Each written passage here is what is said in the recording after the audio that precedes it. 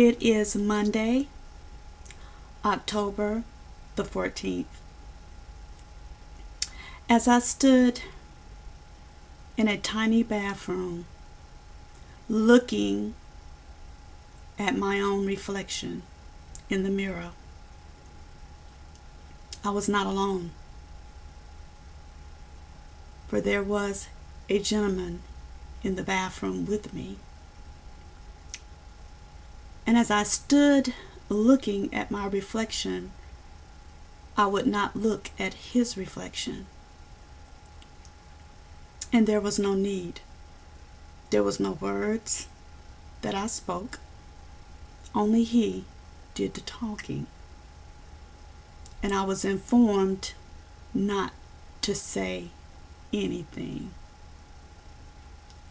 in a threatening voice. But it did not take his voice to make me remain absolutely still and to remain absolutely quiet. And all that could be heard was the words that I was speaking internally. Actually, a prayer. And I'm praying, Lord, have mercy on me and my soul. Lord, if I die, please, I pray, Lord, take my soul. That's all I could pray in my mind. Yea, though I walk through the valley of the shadow of death, I will fear no evil, for thou art with me. Thy rod and thy staff, they comfort me. Why was I praying? Because I felt the coldness of the metal from the gun that this gentleman held to my head. And I did not know that day whether I would live or die. And because this man was not in his right frame of mind, I could not depend on him, and nor will I give him credit for why I sit here before you today. I give God all the credit, for on that day, as on every day, God's thoughts of me are more numerous than even the sand. And on that day, God had me in mind. And while he, the gentleman standing behind me with a gun held up to the temple of my head, might have been thinking yes to pulling that trigger, God said no. Yes, I am a survivor of domestic violence. At one time, I sat looking upon the poster boards that we pass so many times on the highways, or either that lady who looks and shows the reflections of physical abuse in a magazine as we pass by, flipping, looking for other things. And in my mind's eye, even when I've heard stories about women who have gone through physical abuse or domestic violence situations, I have thought in my mind's eye they could always choose to not be there. Until I got in that situation. You can never say what you will or won't do until you walk in that person's shoes.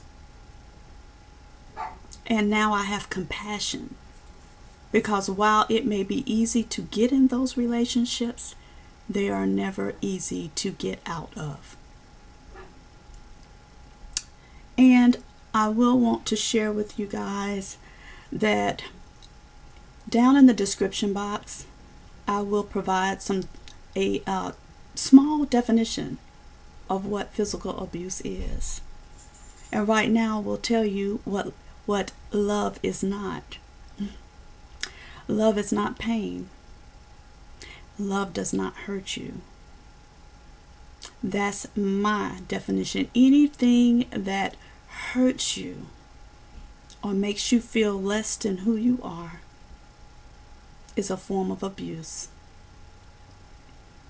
If someone bites you, if someone slaps you, if someone punches you, if someone shoves you down, if someone spits on you, if someone insults you continuously, if someone calls you outside of your name on a daily basis, if someone belittles you constantly, if someone is extremely jealous and is tracking your every move, calling you multiple times a day, that is not proper attention. That is insecurity in its highest form.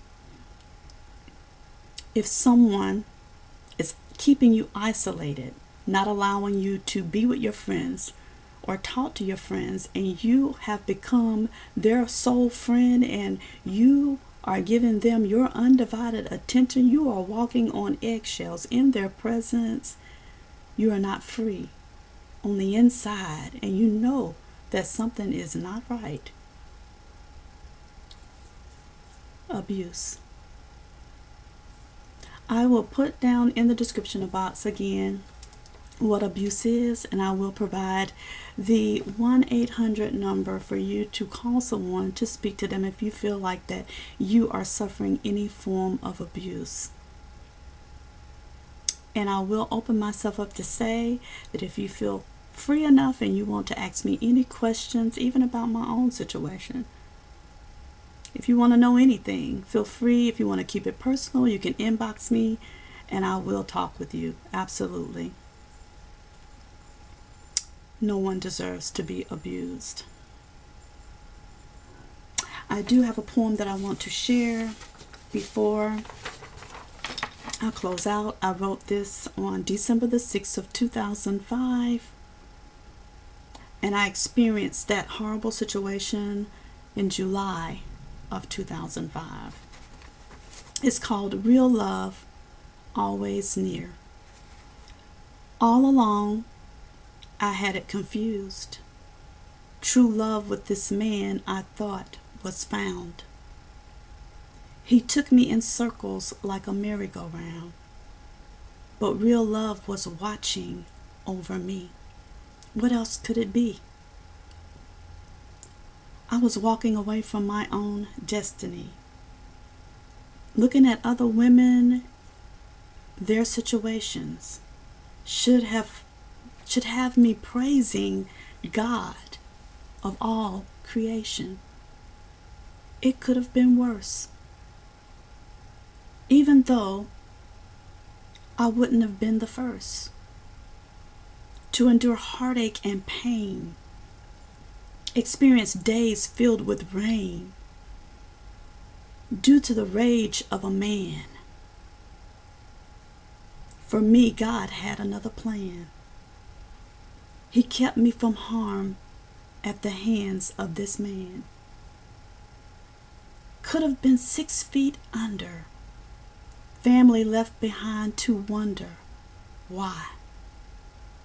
Did she have to die? Her kids left here to cry.